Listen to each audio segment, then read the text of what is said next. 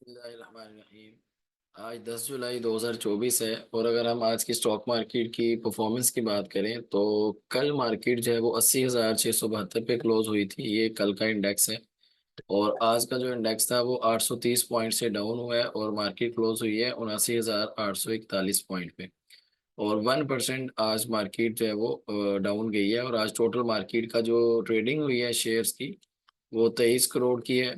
और इसी तरह से मार्केट के अंदर जो आज टोटल कारोबार हुआ है वो 9 अरब 9.7 अरब का टोटल आज जो है वो कारोबार हुआ है।